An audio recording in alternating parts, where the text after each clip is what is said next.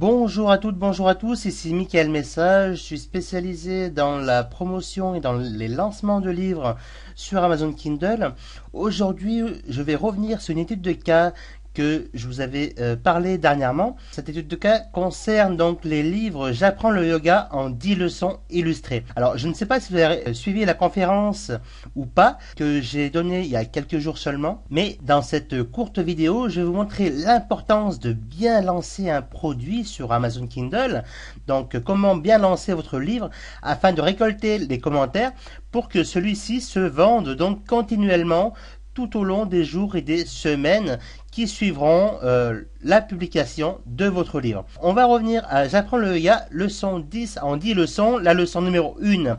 Comme vous pouvez remarquer à votre écran, lors de cette première publication, nous avons fait une campagne promotionnelle pour obtenir un maximum de commentaires et nous avons eu 20 commentaires de la part des clients. Alors pourquoi demander des commentaires à vos clients ? Tout simplement, vous allez pouvoir remarquer dans quelques instants, un livre avec beaucoup plus de commentaires se vendra beaucoup plus facilement, preuve à l'appui, qu'un livre sans commentaires ou avec très peu de commentaires.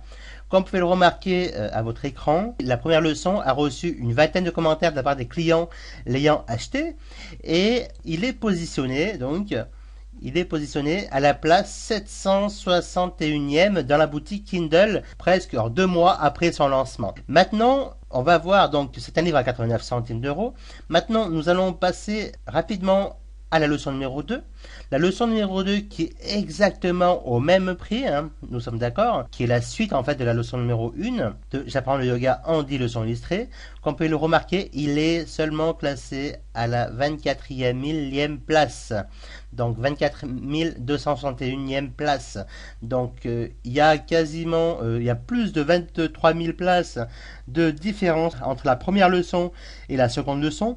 Et l'une des particularités, et ben là, c'est que vous n'avez qu'un seul commentaire à la place des 20 que vous avez pu remarquer auparavant. Et la même chose concernant la leçon numéro 3 et 4 et puis 5. Comme vous pouvez remarquer, la leçon 3, 4 et 5, le prix est identique, 2,68 €, 2,68 € et 2,68 €.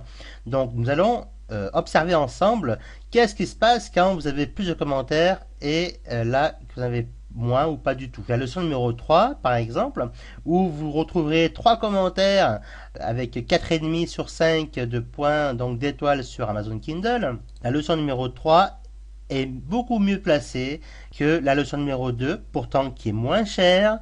Et donc la leçon numéro 3 est beaucoup mieux placée, elle gagne 7000 places par rapport à la numéro 2, tout simplement parce qu'il y a plus de commentaires.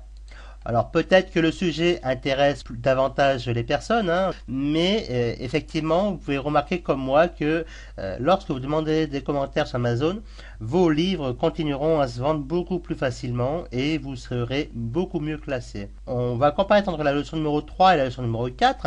La leçon numéro 4 qui est encore au même prix, au même tarif, à 2,68 €, mais qui cette fois-ci n'a aucun commentaire de la part de clients. Et bien là, vous allez pouvoir remarquer, elle est à presque 26 millième place, 25 883e place, alors qu'il est au même prix que la leçon précédente. Et on va faire un petit tour de la leçon numéro 5, toujours au même prix, avec un sous-titre différent, mais toujours le même titre. La leçon numéro 5, en plus, avec une vingtaine de pages supplémentaires par rapport à la leçon précédente. Mais vous allez également pouvoir remarquer que cette leçon est moins bien positionnée que la leçon numéro 3 au moment où je tourne cette vidéo. Donc, c'est pour cela que je vous recommande absolument de demander des commentaires à la fin de votre livre, de demander des commentaires lorsque vous en faites la promotion sur Facebook ou dans des groupes privés ou encore par mailing list.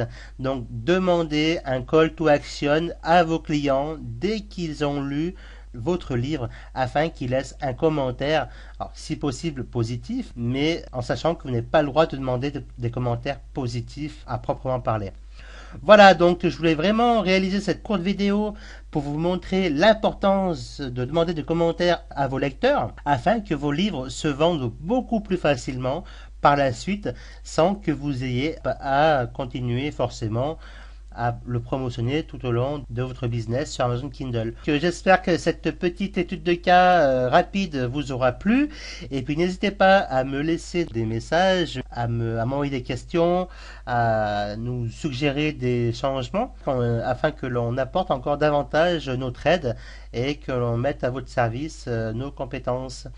Je vous souhaite une excellente journée, beaucoup de succès dans la publication de vos prochains livres sur Kindle et à très bientôt. Bye bye.